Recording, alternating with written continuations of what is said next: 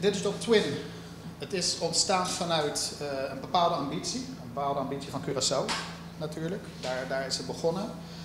Daaruit is een samenwerking ontstaan vanuit verschillende ministeries, met name VVRP en TNO zijn dit project gestart en hebben eigenlijk ons universiteit erbij gevraagd om een samenwerking aan te gaan in dit project.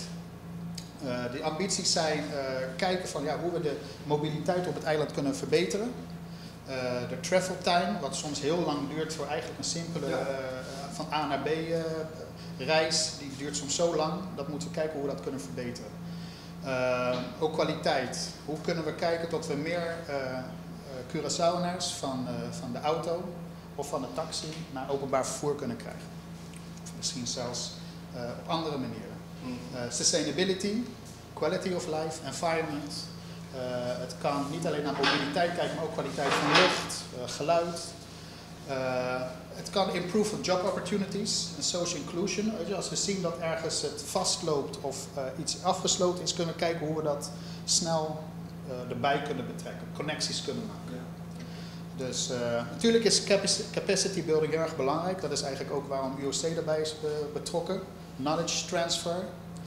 En de samenwerking dus uiteindelijk tussen de overheid en de academische wereld. Dus goed samenwerken is eigenlijk een van de basisprincipes. Vandaar ook dat wij vorig jaar, toen het eigenlijk begon, direct voor hebben gekozen om het in het onderwijs toe te passen.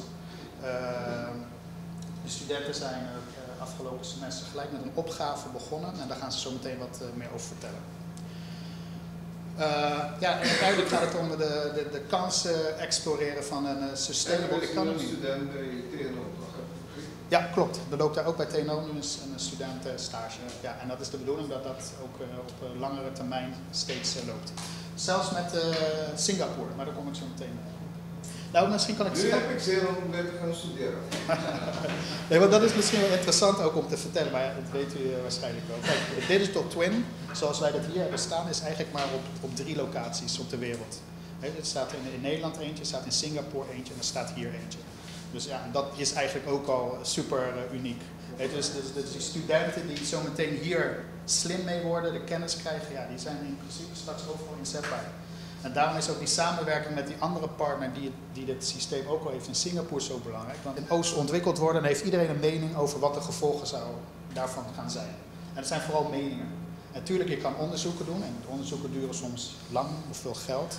Maar in principe veel meningen. En wat het mooie is van deze tool is dat je heel snel impact kan zien van zoiets. Weet je? Want je kan zeggen, in Oost, ik neem gewoon Oost als een voorbeeld hoor. Daar komen zoveel duizend woningen en zoveel duizend mensen met als gevolg veel meer auto's die dus van Oost naar West willen gaan.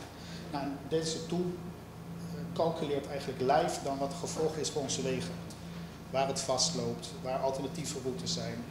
Maar het helpt dus ook mee om de ministeries na te laten denken van ja, ik zie nu hier dat het vastloopt. Ja, wat kunnen we doen als we hier wat meer energie in steken? Dat soort zaken. Dus decision making is heel erg belangrijk. En ook tegelijkertijd een soort integrale, interdisciplinair samenwerken. Dus het is niet iedereen op zijn eigen eiland. Nee, je kan eigenlijk, en daarvoor is deze tafel ook zo belangrijk. We gaan zo om de tafel staan en iedereen vanuit zijn eigen visie is hiermee bezig. Is aan het knutselen, is aan het nadenken, is aan het ideeën geven van wat zijn mogelijke oplossingen.